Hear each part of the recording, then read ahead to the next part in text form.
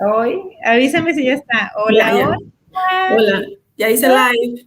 ya estamos live. ¿Cómo estás, Anita? Muy bien, otro lunes, otro lunes. Otro Aquí lunes. Oye, ya muy cerca de lo que es este Labor Day Weekend. ya Qué, medito una semanita más. qué Sí, emoción, qué emoción. Oye, pues ya nos hace falta unas, ¿cómo? Unas vacacioncitas, oye, porque sí ha estado, ya sabes, unas mini vacations. unas mini vacations, un mini getaway. ¿Y qué planes tienes, Anita? ¿Vas a salir? ¿Qué vas a hacer? Y el plan es, me quiero salir. Bueno, ¿Eh? yo traje agüita. Ah, ok. No traje, estoy aquí en la oficina en Edinburgh hoy, no estoy en mi casa, entonces Ah, ya. no tengo mis tacitas de gato, pero traigo Ah, mi agüita. qué bueno, porque siempre me apañas con las cosas de gato. Sí. Ay, no. Sí, pero Oye, el plan es hacer algo el fin de semana, salirnos por ahí a recargar pilas, a probar otros ambientes. No sé si han visto, pero empecé a hacer en Facebook o en Instagram unos posts que tengo un letrero, sí, un sí. letrero con letritas. Bueno, Ujú. entonces apenas llevo 3 que he hecho y mi plan es tomarlo en diferentes locaciones, no nada más en mi oficina o en mi casa, sino salirme. Ok, Entonces, este fin de semana me salí y fuimos a como un laguito y ahí tomé la foto. Entonces digo, ahora si me voy de vacaciones voy cargando mi el, tablerito para tomarme fotos donde para que vaya. tengas la información, oye, estaría bien. Sí, y tomarme foto en diferentes lugares y educar a la gente que vea esos posts también sobre las hipotecas, pero aparte, pues divertirme al hacerlo, Claro. porque estoy conociendo otros lugares, tomándome fotos, entonces, Oye, pues esa es la idea, ¿no? O ese es el sea, plan. enjoy the journey, ¿verdad? Que se nos olvida usualmente, andamos muy estresados, pero la idea es disfrutarlo, ¿no? Como este show es acerca de darles información de bienes raíces y de lending, de mortgage, de hipoteca, pero al mismo tiempo divertirnos un poquito y conocernos mejor. Muchas gracias por estarnos viendo, se los agradecemos mucho. Y Ana, hoy va a ser en inglés o en español, ¿qué opinas? Lo que quieras. A mí me Nos da igual. sale de los dos, ¿Qué, como qué quieras. hicimos la vez pasada? Hicimos inglés. Como gusten. O sea, como ustedes quieran. ¿Cómo ves? ¿Cómo ves? ¿Inglés? Pues bueno, lo hacemos en inglés. Ok. Okay. Sí. Okay. So we're here in real estate, everybody, after hours real estate. Any topics, any comments that you might have, or any questions specifically that you might have, please send us a little message, right? A little text through the chat, and we can answer those questions for you. Today, we've been talking about Labor Day weekend. So, what are your plans? Let us know too. What are you doing? And we're gonna talk a little bit about relocation.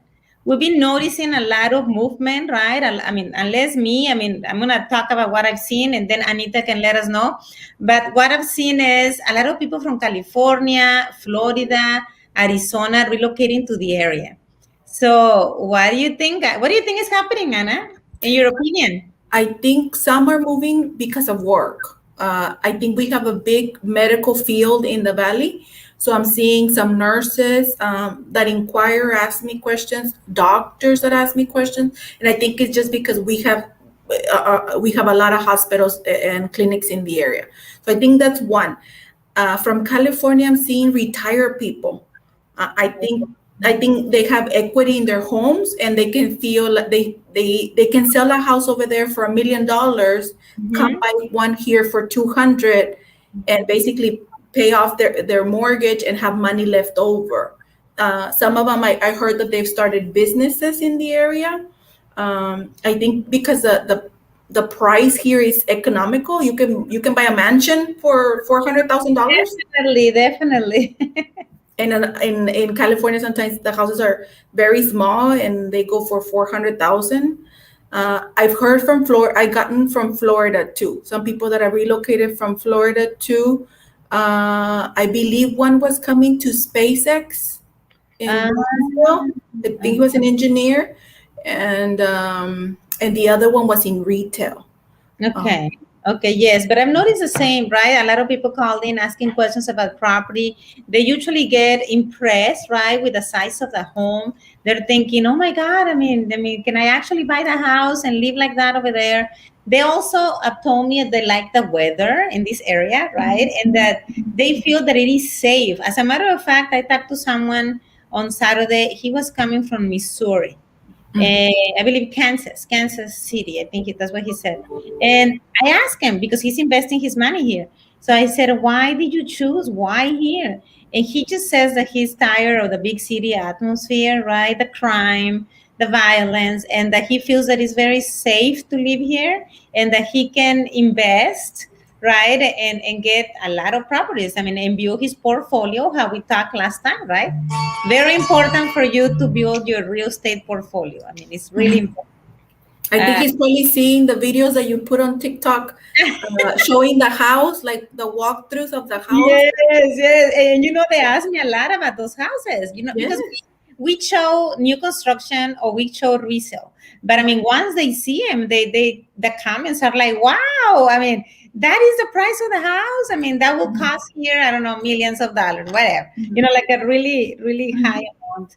So yes, yeah, that's what we've noticed. So any other thing that you think, oh, no, not thing. So what are the requisites? Let's say I live in Florida, California, and I want to move here, but I want to buy a property.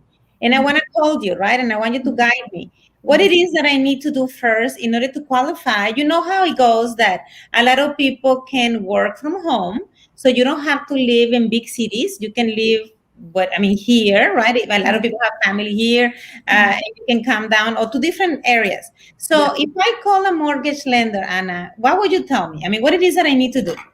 So when first of all, if I see the phone number and it's like a different area code, I ask them, are you buying a house as an investment or a vacation home? You're staying in Florida, for example, but you're buying a vacation home here. That's one way that I'll structure it. Or the other is, are you living right now in California, but moving down to the Valley and going to be here 100%? If they say yes, they're going to be in the Valley 100%, then I ask, what type of income am I going to be using in the loan? And if it's retirement, then no problem. You can use retirement wherever you go live. But if they're working right now and they plan to continue working with that company, I ask them, are you working from home? Can you work from home? And if they say, yes, I can work from home, I'm like, okay, I'll qualify you with the income that you have right now, but I'll need something later on that says from your employer that says that you can work remotely. You can perform your task and duties anywhere in the country.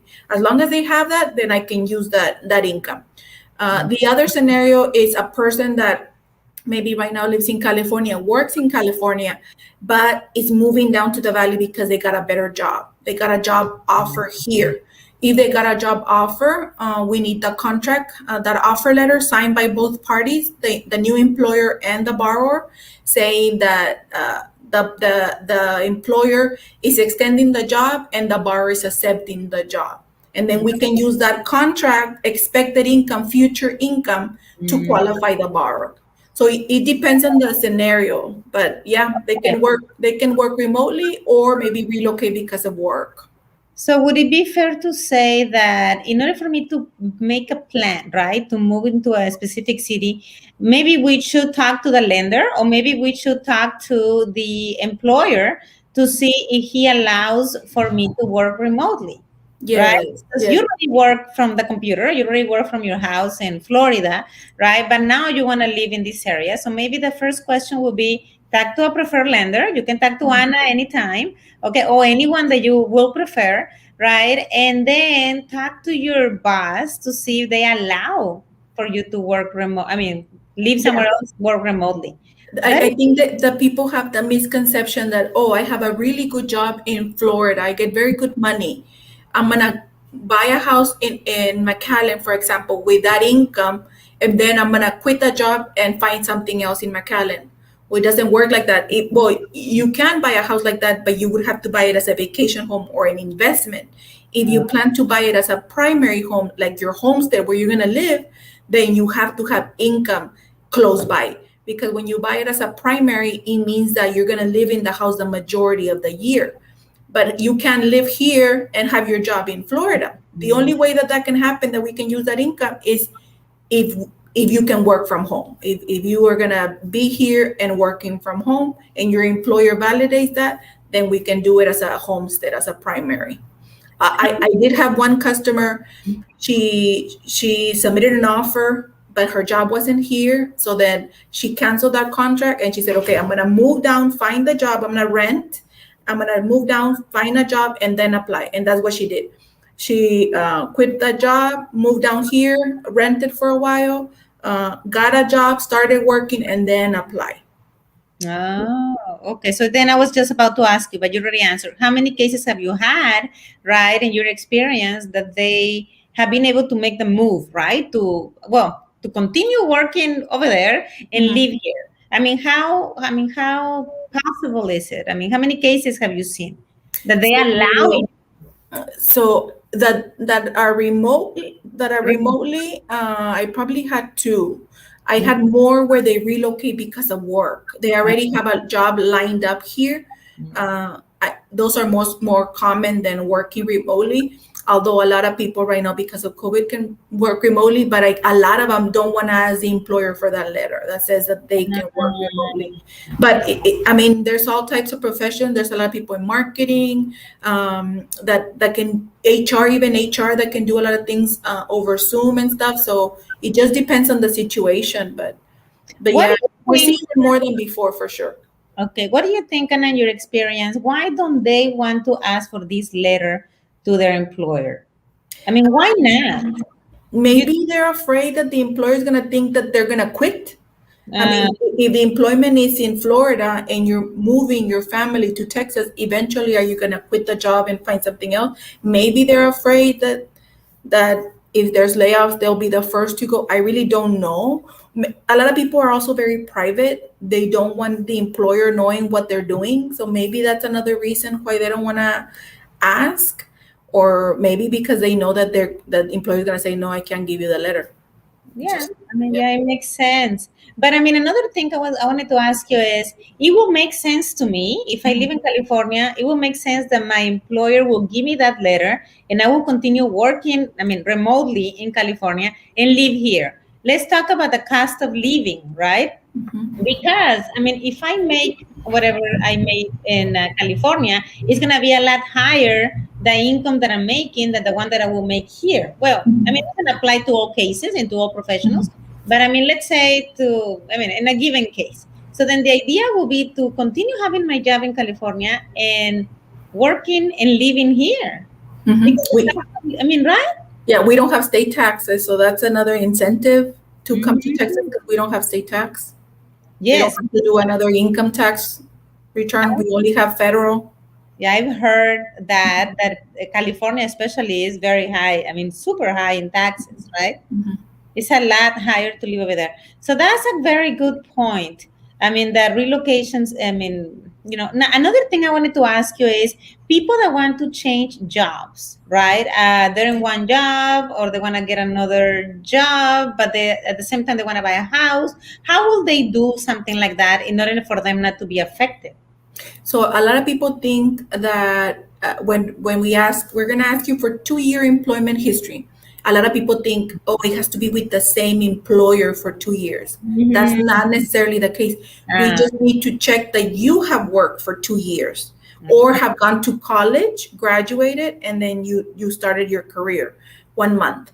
But you can have multiple employers during the 2 years and still qualify. ah, So let's say that there's people that work for the city. Let's say that they work for the city of McAllen and they work for the city of McAllen for 10 years. And mhm. now they move to the city of Edinburgh. As long as they have 1 month pay stubs with the city of Edinburgh, we can do the loan. Because now we have 2 full years in two employers. 1 month at the new job is sufficient. Oh, wow. I mean, that is very good information. If they have a contracts are mostly for salary people, like a teacher. Let's say that you have a teacher that was living in Austin and she's been a teacher over there, and now she has a job contract to start here with, let's say, Sherryland ISD. Uh, as long as she has a contract from Sherryland ISD that says that she's being hired as a teacher, the title, when is her start date? It's gonna have a date when she's gonna start, the salary that she's gonna get paid, And then if he has any contingencies, those have to be clear. For example, if he says, we're offering a job as a math teacher starting September 1st, and you're going to get a salary of 62,000, contingent on a background check and fingerprints, for example, we need a letter from her supervisor at Sherryland ISD saying she's been cleared the background check and her fingerprints have passed. And then that's it. We don't have to even wait for September 1st. We can do the loan today because we have that contract saying that the offer, the job is there, and she has accepted it. She has signed off saying that she wants the job. So those are salary people. Salary people, you can use a contract, even without pay stubs. Even before they start the job, you can do salary people. Hourly people, you need, when they change jobs, you need 1 month at the new job. Once in a while, the system will say that one pay stub, so sometimes like one week or bi-weekly, but most of the time will last for 1 month at the new job. Oh, interesting. Very interesting, and a very good point, because we have a lot of people that are afraid. I mean, they're getting promotions, they're gonna get paid more money, but at the same time, their plans are to buy a property in the near future. So they're willing not to take those positions, thinking it's gonna affect me. Right? No, the only way that it could affect you negatively is, let's say that right now you're salary or you're hourly, and you're going into a position. Hello, Maria Elsa. Hello. If you're going into a position where you're gonna get paid commission, for example, because now it's a different type of job. Right before, you were a salary and hourly; those are kind of guaranteed that you're gonna get paid. In commission, you just never know. Commission, you may, like, for example, let's say you go to sell cars, you may sell a car, you may not. So if you switch that salary structure, then you have to wait 2 years, because that's when salary becomes stable. That's when we know that you like doing commission work, that you like hustling and working for your money. So 2 years is a minimum.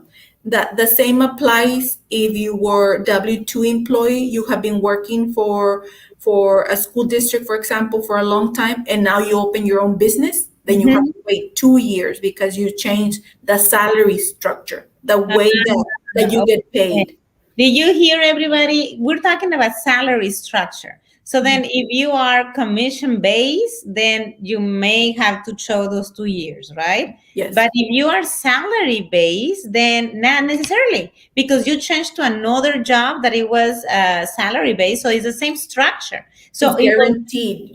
Salary is guaranteed you're going to get it. To get the loan. Yeah.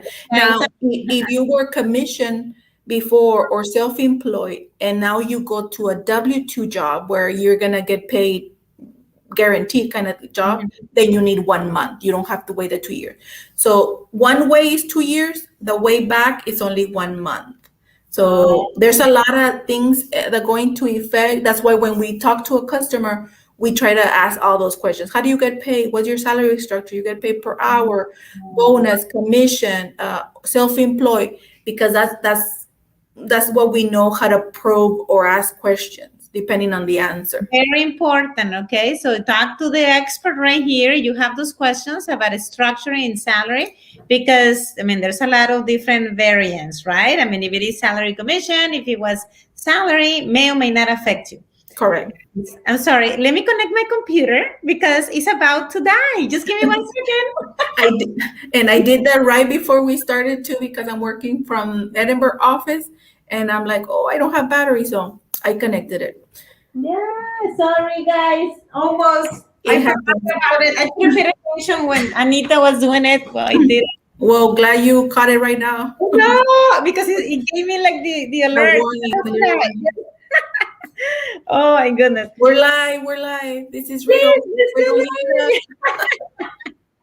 Oh my God. Okay, so then that is very important, the salary structure. Anything else, Ana, that you've seen, recently? I mean, any changes that you've seen this week? I mean, into real estate, you know how fast it's changing and affecting mortgage.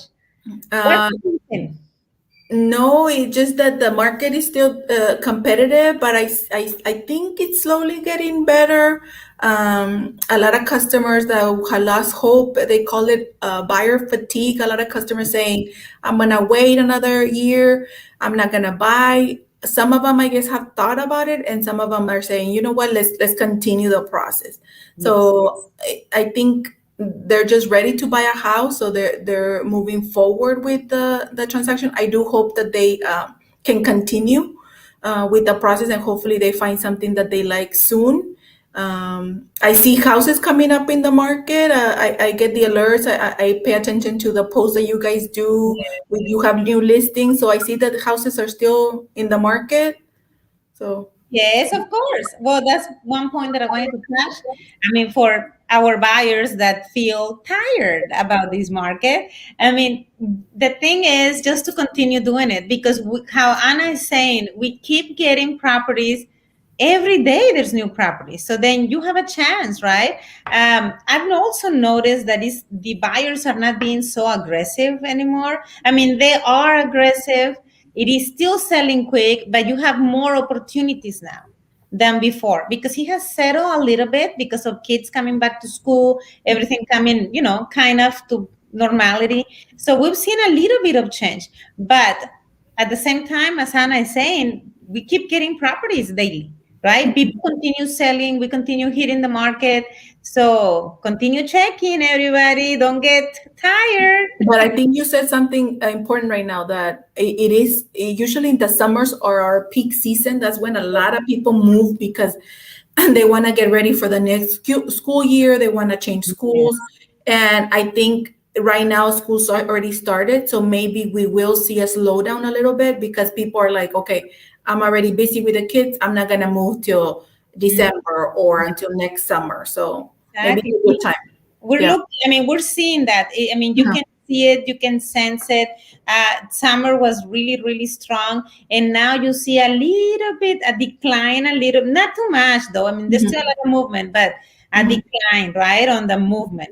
Well, talking about the relocation that we're talking about, I just have one client coming this weekend from Las Vegas that I wanted to mention to you. Imagine from Las Vegas. I mean, I don't think I would like to leave Las Vegas.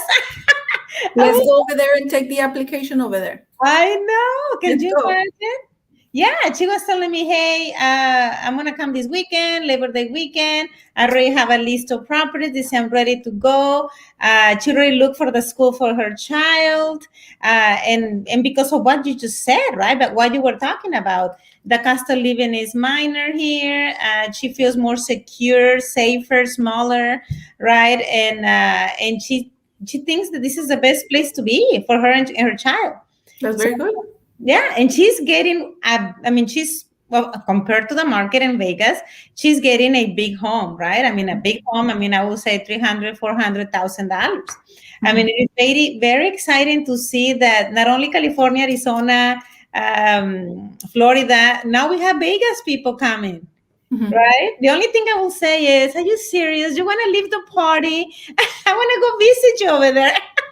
Tell her not to sell her house over there. She has one. I know. And we can go visit. Right?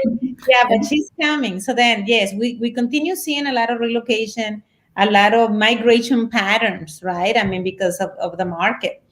Another thing I wanted to ask you, Anita, that I've heard from clients is the situation of buying a second home. Okay, what can you tell us about, buying a second home? I mean, how can we do this? And of course, coming back into having the portfolio or creating or adding to the portfolio of real estate, because remember, real estate, that's where the wealth is. So then you try to continue, right, as much as possible to building on that portfolio.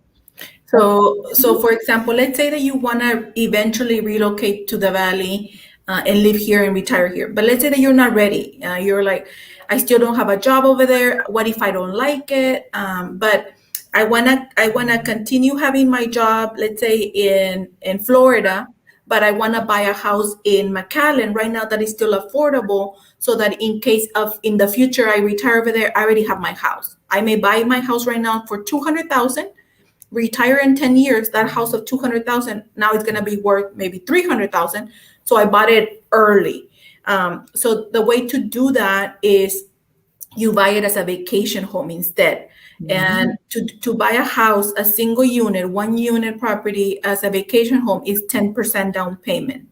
So it's a Okay. little bit higher down payment, but then you're able to buy the house with the income that you have in Florida. That's one way. The other way to do it is to buy it as an investment property. If you have a house in Florida and you may be paying it over there, or you may maybe already you finished paying it, you can buy a house here in the valley as an investment property, and then we'll estimate how much the rental value is for that house, and we'll use that as additional income. So we use your salary from Florida and the expected rent on the house, and then qualify you with that income. In order to use rental income, you need to have a primary expense. You need to be renting and have proof that you rent. You cannot just live free with family, or you have to have a mortgage. If you rent or have a mortgage, then you can use rental income. So sometimes I have a customer that wants to buy a house, let's say a vacation home, for 200,000, and they don't qualify for 200,000. But then if they buy it as an investment, instead of qualifying for 200, they may qualify for 300. Oh, wow. Because you're using rental income. It's Let me more ask income that you're using. What Now, is the down payment? the down payment on a single unit investment is 15%. Okay. Now, you probably get better terms and conditions like interest rates and fees when you give 20 or 25, but the minimum is 15 Okay. on an investment. So, And those are conventional loans, right? We're talking about conventional loans, yes. So those are for people that may continue working wherever they're at and then buying here. And then maybe after a few years, they move here 100%. And then by that point, they find a job here or retire here or something. What do they do with the house while they're not living here? The house should be rented?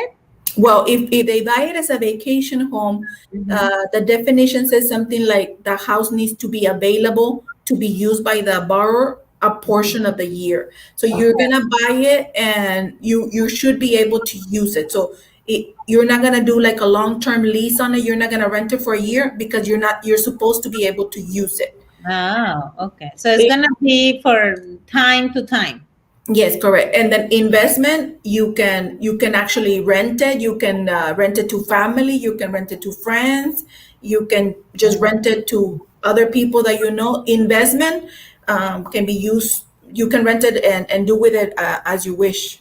Okay, so then both options. Investment will be 15% on a single unit when on it's a one single house. And one house, not a fourplex, guys, or a duplex, not like that. No. So a single house. And then the other one is a vacation home, and that will be 10% down payment. Correct. And that one, you have to be able to use it. So then you cannot rent it for a full year. You could probably rent it for month periods. I don't know, kind of like an Airbnb situation, right? Because it's a vacation home.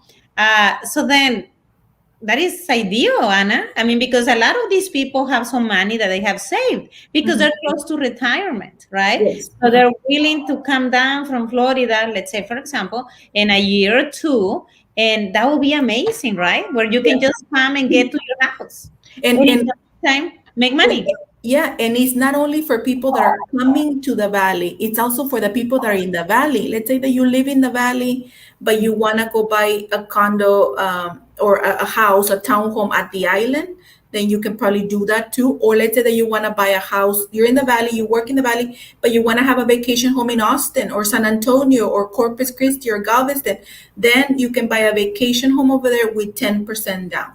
Oh my goodness, I love that. So it works both ways. How far away? Before, the guidelines used to say that you had to live 100 miles or 150 miles away for it to be considered a vacation home.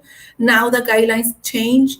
Now they say you just have to buy in a place where it's like typical of vacation rentals. There has to be some type of attraction for it to be vacation. Like the island, that's vacation. That's considered.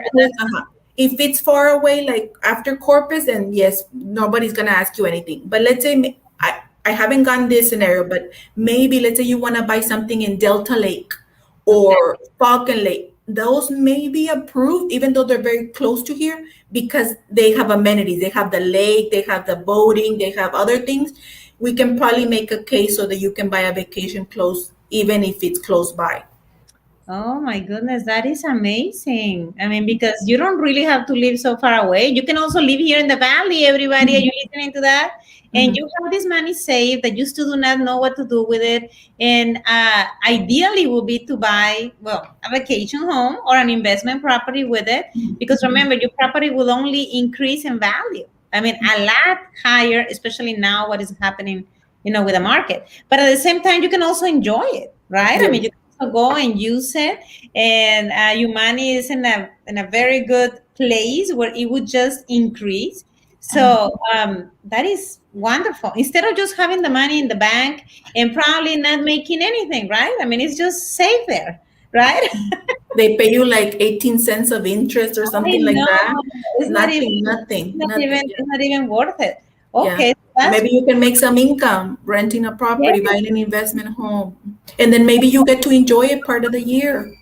Yes, I mean, yes, because you can do the 10%, get the vacation home and enjoy it, or not, just go 15%, right? 15, and use it as an investment property and rent it for the whole year if you want. Mm-hmm. And have somebody else pay your mortgage. Exactly. Someone else will be paying your mortgage. Can you imagine? That would be ideal. Mm-hmm. If you Call have me. Call me.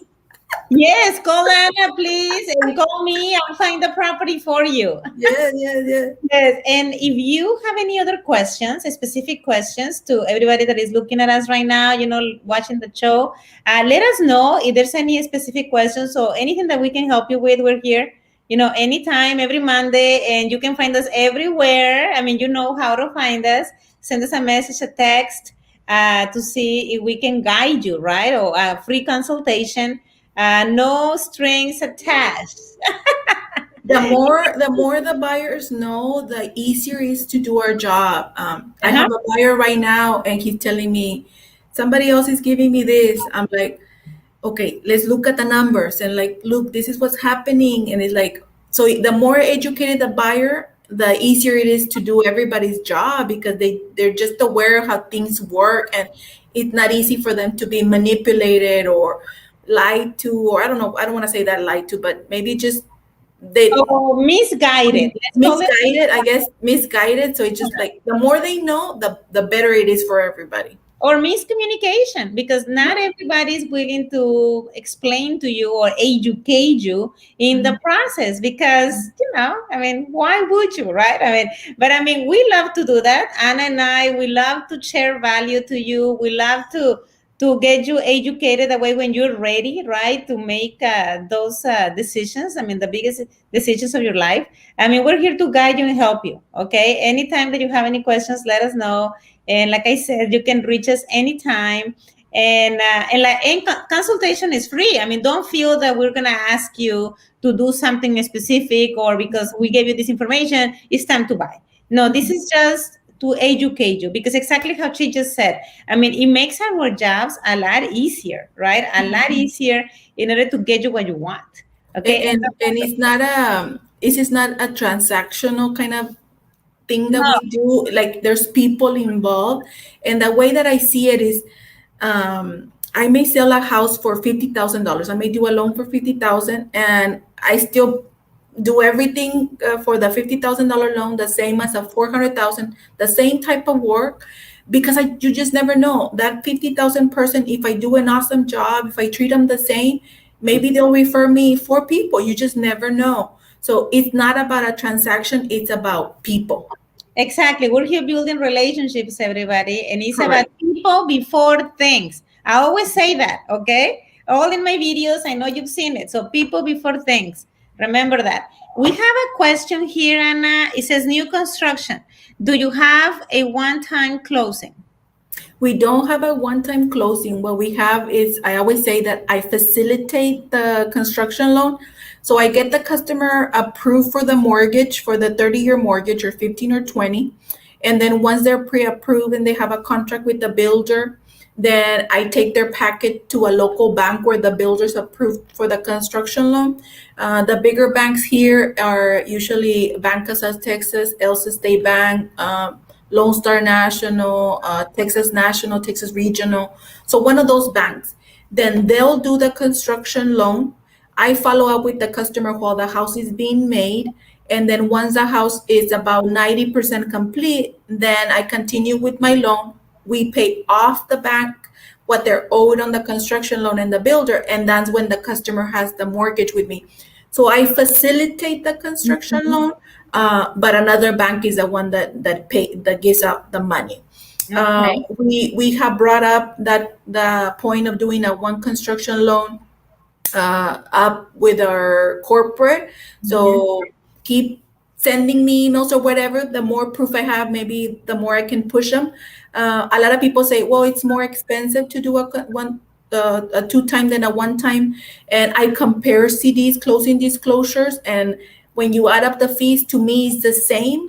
But I do see the benefit of a one time that you do it and it's done, and it's actually less work for a loan officer to do it one time than two, because right now I'm doing it 2-3 times. Yes. But if you have customers that are interested in construction, just let us know and we'll still be able to help them get their financing in order. That is wonderful. Very good information. I like the facilitation, because it makes it a lot clearer, easier, right, to understand, I Yeah, think. I basically tell the customer what they're going to expect. I introduce them to the bank. At that point, I have a package. I have their pre-approval, all their documents, the Mhm. floor plans, the contract, the specs, all the information. So basically, I just hand it over to the loan officer at the bank and say, "This is a customer. They're pre-approved with me. Once the house is finished, I'll pay you." And Yes. then let the process just continue. Basically, just wait for the house to be done.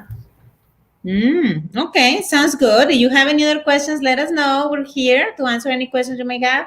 I know you might be thinking about dinner right now, but the important part is that you're getting very valuable information, okay? And if you don't have time to talk to us right now, you can talk to us anytime, okay? That's very good points, Anna. So, how's everything with life? Just kidding.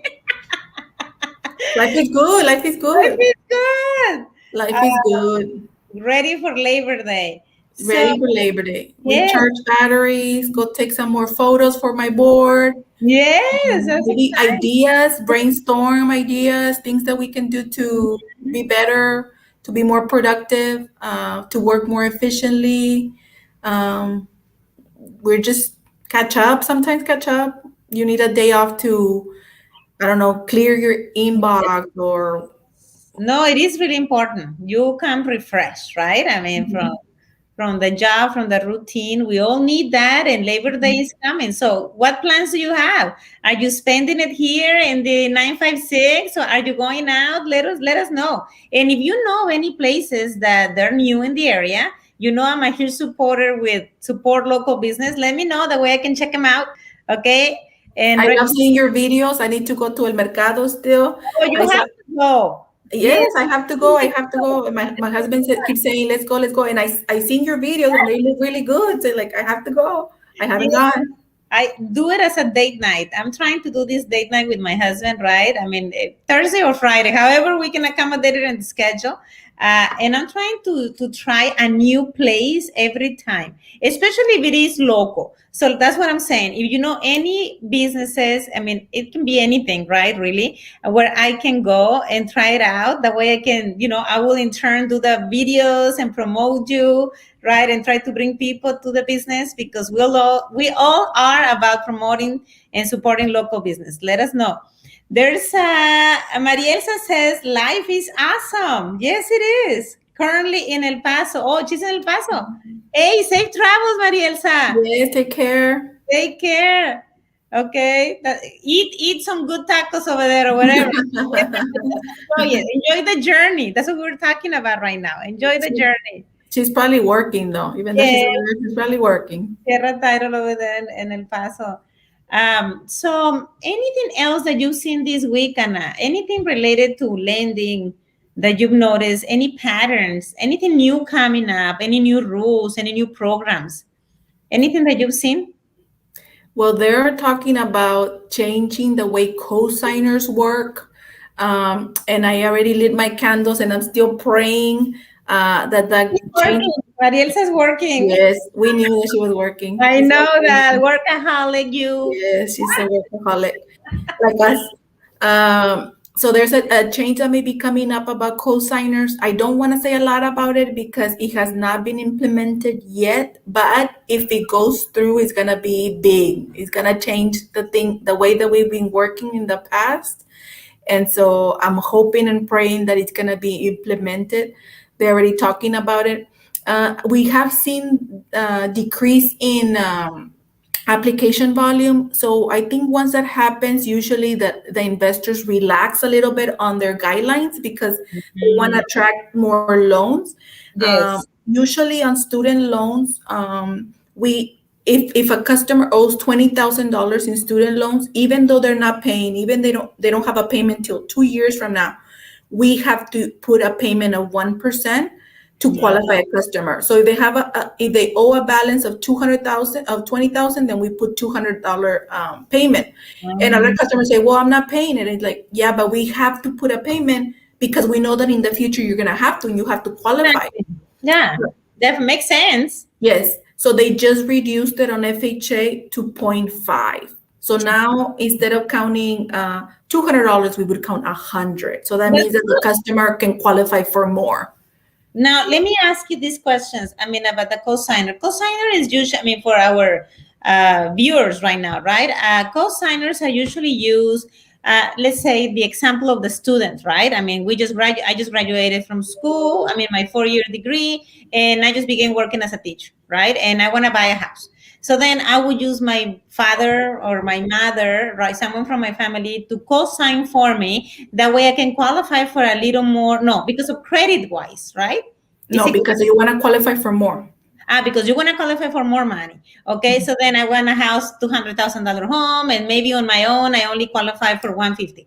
So that's what a co-signer is, just for our viewers, right? That Yes. might be thinking, what is Now, I do get questions from co-signers because sometimes they're like, what's going to be affected? How does this affect me if I co-sign for somebody else?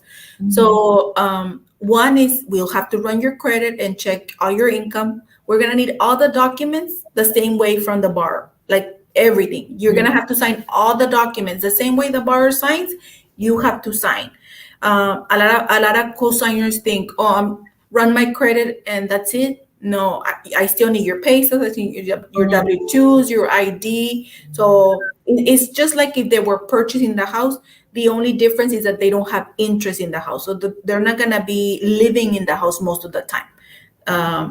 But other than that, we check everything. It goes on their credit. So it's going to appear there as a mortgage. So they have to have a good conversation with the borrower and say, okay, are you going to be making payments on time? What happens if you don't? Because if you don't, it's going to affect my credit. So to have those conversations up front, a lot of people do co-sign though. A lot of family members co-sign for each other. If you co-sign for somebody, let's say that I co-sign for my sister, and then 2 years later I want to buy a house, I can buy a house as long as I show proof that my sister has paid her house for 1 year 12 months. Then that debt of her house doesn't affect me. Like, even though it's still on the credit, I as a lender will go back and say, okay, this one don't count it because her sister's paying. She co-signed for her sister and her sister has paid on time for 12 months. We can omit the debt. Oh my goodness, that is a wonderful information, because usually people think, oh, they don't want to help you, or they don't want to co-sign because they're thinking, I have a debt, right? And I won't be able to buy. Well, you do have a debt because it is in your credit, right? Mhm. But you will still be a lot, I mean, available. Or, well, you can qualify for a loan. If you Yes. can prove that your sister or your daughter is Mhm. been paying for this home for a year. Correct.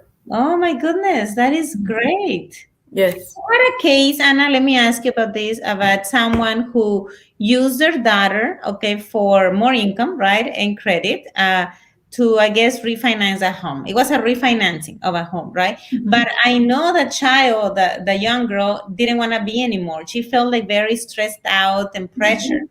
Mhm. But what do you think it could affect her, right? I mean, it was just because she has this debt on her credit, or what do you think could affect someone that co-signs for your parents, for example? So the issue that could come up is that the seller, the borrower, the main person stops paying. If they stop paying, then Mhm. it's gonna affect your credit and it's gonna lower your credit. Okay. Now, also, you bought the house as a co-signer saying that you weren't gonna live in the house. So what happens if, let's say, your mom starts making the payment, stops, she's like, I'm gonna let it go, but you're like, no mom, like, I don't want you to foreclose, I'm gonna pay the mortgage. So now the daughter is paying the mortgage because she's responsible and she doesn't want to lose the house, she doesn't want her credit to drop, but technically she doesn't live in the house. So now, like, do I kick my mom out? How do I take possession of the house?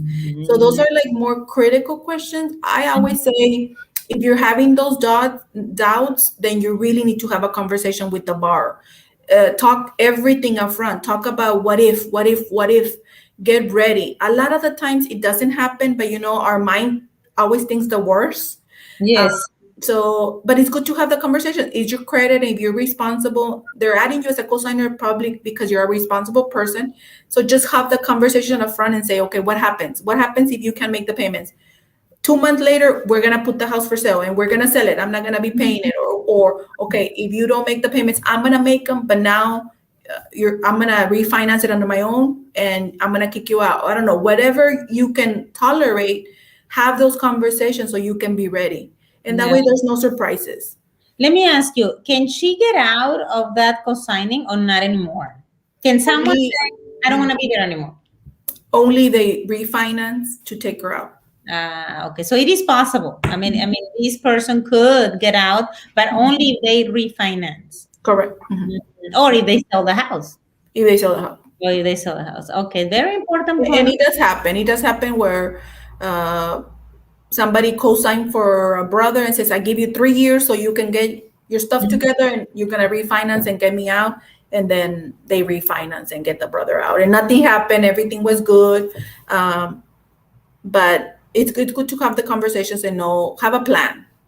To have a plan and to ask all those questions up front. Did you hear that? I mean, don't not just do this without having all the knowledge and all those questions answered by the experts, okay? Mhm. Whenever someone asks you for co-signing. Yes, you can do it, right? But I mean, please ask all those questions. That Yeah. way there's no surprises. That Mhm. is It is wonderful. common though. We do see it often. People co-signing. Yes, it is common. It is common. But I mean, I also noticed that a lot of people are afraid, right? I mean, that we sometimes we had cases, for example, there was a lady who wanted to buy a home, but she needed a little bit, I think it was more of a credit, of a better credit standing than the income, right? So she asked her sister, but the sister was, I mean, she did do it. I mean, it was good. She was able to buy her house, but the sister had a lot of questions, right? She wasn't too sure about getting into the mortgage, right? Because of all the, I guess, responsibility, Yeah. right? Yeah. Yeah, Mhm. yeah. But I mean, sometimes it does help though, because remember, we're here to find solutions. So the idea is that happened to me. And actually, that was one of my clients. She was really good, right? But the thing is, was her credit was not wonderful. So then she used her sister, and she was able to buy the house, Mhm. right? On conventional loans, when you have a loan that's a little iffy, uh, you get faster approval when you have two people instead of one. Mm, So that's like a trick for conventional loans. Sometimes we don't get approval. Like, can they add the wife? If the wife yes. doesn't work, just add her. She has good credit. Let's add her. Mhm. Because two people sometimes make the loan stronger on conventional. I Mhm. guess they feel like one has to pay. If one doesn't pay, the other one will. So two people make it stronger. Mhm. So sometimes it's good to add a cosigner in that case, even though like visually the bar qualifies, they just add a cosigner just to make it a little bit stronger. So let me ask you about this again for our viewers. You said that if it is a conventional loan only, right? Only in the conventional loan you can add someone, let's say your wife, even though your wife doesn't work, as long as she has good credit. And Well, that, yeah, on FHA you can also add the wife because she's gonna live there. But on ah, an FHA, you can add a family member cosigner that won't live in the property in FHA. Unconventional, you can add any cosigner. Okay. I see. Did So you see? that's the difference. One thing that I did not know, and a customer called me and asked me something, and I did research, was that a son or daughter can buy a home for a parent and buy it as primary. So let's say that I have my house, Mm-hmm. I'm paying my mortgage, and now I want a house for my mom. I'm not gonna live in the house. My mom is gonna live in the house. I can buy a house for my mom primary. My mom is not on the loan. I'm the only one. I can buy a primary for my mom to live there. I did Wow. not, I did not know that. And what kind of loan is this? Is this an FHA loan? No, this is a conventional loan, and it's for children to buy a house for a primary home for their parents, and they buy it with primary 5% down. Which is wonderful. Did you hear that? I mean, that is wonderful news. Mhm. So, if you're planning on buying a home I mean, you as a child, you want to buy a home for your mom or dad. I mean, you can do it. You don't have to buy it as an investment property because you're not going to live there. You can buy it for your parents as a primary for their parents because your parents are going to live there. What about the other way around, Anna? Let's say me, I want to buy a house for my son, right? I mean, will that qualify as well? I mean, to be inverse or no? Yes, your son has to have credit though. In Uh, that case, I did have a case where a young couple had gotten married, and the parents co-signed for the daughter so that the daughter could buy the house. The daughter didn't have income, so the daughter was a primary on the loan. She was going to live in it, and then the parents co-signed, so we use the parents' income. okay, so then as long as my son or daughter has good credit, right? I mean, well, what about the situation with good credit or no credit? We always get that question from my clients.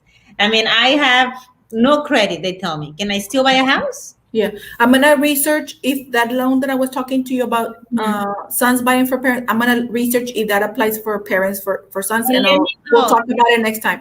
Yeah, Next show, okay, guys? Next show. Okay, we'll yeah. talk about it. Yes. So no credit or bad credit. And Well, we no, always, that's like a main question, Anna. We get that question all the time. so Guess what I say? I always no. say, I'm not the expert. Yeah, and it depends on how bad the credit is. But Yes. no credit is better because you're just starting in a way. So Mhm. when you have zero credit, never gotten anything, go and get one or two credit cards, Mhm. open them, charge very little, just put Netflix or Mhm. something like that, $20 recurring payment, and then when you get the bill, pay it. And then again and again. Typically, it takes about 7 months for the credit model, the mathematical formula to take into effect and figure out that you're a responsible person to get a credit score. Typically, about 7 months when you had zero. But what I see is that if you do that, you will start with a credit score like in the 700s right away. Oh, wow. If you pay like responsibly during those 7 months and very little. You want to have your utilization, how much you charge as compared to how much they lend you, very little, like under 30%. Okay. So that's one way to do it. Another way to do it is, let's say that I have zero credit. I can go and get maybe one credit card, and then maybe I can ask my mom, can you add me to your Walmart card that you had for 40 years and you've always paid it and you owe $300 and you have a limit of 5,000? It's excellent. Can you add me as an authorized user? So now I have a credit account under my name and I have an authorized user of my mom, so they're gonna give me all of my mom's history as my history. Oh, So my. that's quicker. You don't have to wait the 7 months because now the all that history kicks in. Oh, wow. Let me ask you this. Okay, I'm going to be talking about my son here. I hope he doesn't get upset. Well, now he's in college, right? So then, I mean, in order for him to build credit, then what would you recommend? Add him into one of my cards? Well, when you're a student, it's easy to get cards because there's credit cards specifically for students. Like the Discover It, I believe it's for students. There's several other ones that are for students. So they will give them a small balance, but Okay. they're available. So he can apply to those, and more than likely he's gonna get approved. He So he doesn't can. need me, though. He doesn't need me. He will No, not give me or be added into my cards. no. As a student, there's credit cards specifically for students. Okay. So Okay. if you go to, I usually tell my customers, go to creditcards.com, and then Mm-hmm. it's gonna tell you what credit range, and you're gonna put bad or good credit or fair credit or excellent, and some are no credit history. So those are the ones, and then he's gonna tell you student card or just not a regular credit card. So for him, he can apply for a student card, and he'll probably get it in the mall here in the mall. Mm-hmm. Buckle, the store Buckle. I know Mm-hmm. that they were good in issuing credit cards. I don't know if that is the same. I haven't been to the mall in a while or talked to people there, but at one point we talked to somebody there and they kind of told us how they get approved, and a lot of people were getting approved through Buckle. So there's a credit card called Open Sky also that I hear that they approve a lot of people, like the Mm-hmm. majority. So maybe that's something to look at. But as a student, the Discover will be the student one. In that one, he will take like at least 7 months to build his credit, right? And whenever he graduates and he wants to buy a property, right, he will be ready. I mean, because he's not Correct. gonna buy something right now because Yeah. this is someone in college, right? Yeah. But I mean, Everything is based on credit in the United States. Everything's vehicles, student loans, insurance, houses. So it's better that he starts building his credit right now. The yeah. longer you have an account open, the more points it gives you. So, for example, if he opens a credit card right now and 4 years later he wants to buy a house, he's gonna have 4 years of history. He's gonna have an excellent score. So, Oh, okay. We need to do that. We need to do that. Did you hear that, everybody who has kids in college? I mean, that will be another topic that we're gonna go into detail. But right now, the question, because I was the one who, took the took the conversation to another topic. But we were talking about no credit, bad credit. So then we said that no credit was better than bad. sometimes. Sometimes. Sometimes. So sometimes people have bad credit. When they have bad credit, we have a simulator that tells us if they just pay their accounts on time, in 5 months, their score will go up 20 points. In 7 months, their score will go up 50 points, whatever. The simulator is very accurate. It has never told me one thing and it's another. Like if it tells me it's going to go up, it will go up. The simulator tells me if they have a Best Buy account and the account is $1,000 and right now they owe 900, it'll tell me if they pay it down to 250, their score will go up 15 points. So a lot of times it's just a matter of paying credit cards down, and your score will go up. Sometimes it's paying off collections. The trick with collections is that you don't necessarily just pay them. Sometimes you pay them and your score drops because they were kind of there old. And then when you pay them, it's like you activate them again. So they become new. And since they have a recent activity, it drops the score. So you have to be careful with collections. I always tell people if you have the money, settle. Because if you don't settle, then they sell them to somebody else and they resell them to somebody else. And every time that they sell them, they become new. But the best thing to do on a collection is when they agree to delete them. When they agree to delete them, it's like they never existed. So the score can go up automatically. I had a customer this morning. We were playing with his credit. And if he paid an $88 collection and they deleted, his score was going to go up like 60 points immediately. Oh, If wow.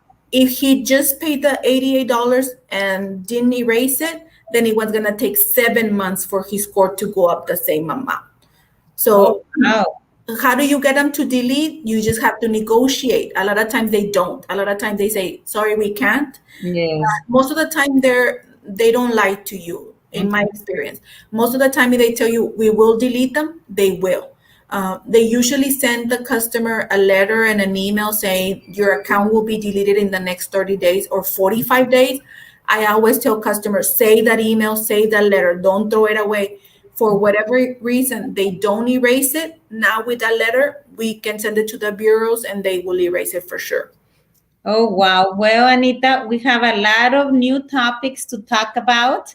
Unless you send us a specific question, But as of right now, we have many topics. Okay. So if you have any questions, like I said, we're about to be done with the show. It's already going to be 6.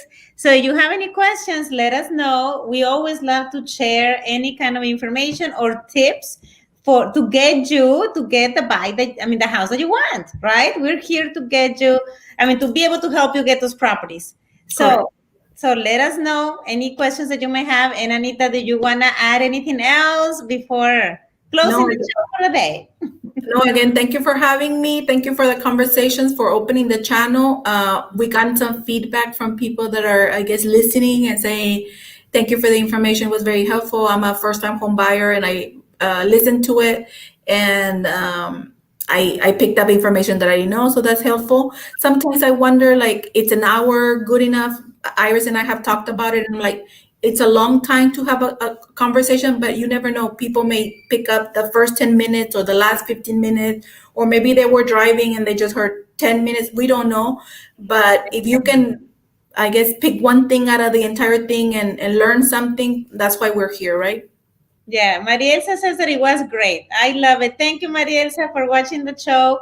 We are Thank here you. to help in any way we can. Like I said, people before things, let us know. And exactly like Ana said, he said, if you're not here for the whole hour, it's fine. But you might pick some good information that you need at this moment. Or And share it with somebody that may, somebody that you know that is relocating, somebody that's in school, yes, somebody that's thinking of changing a job.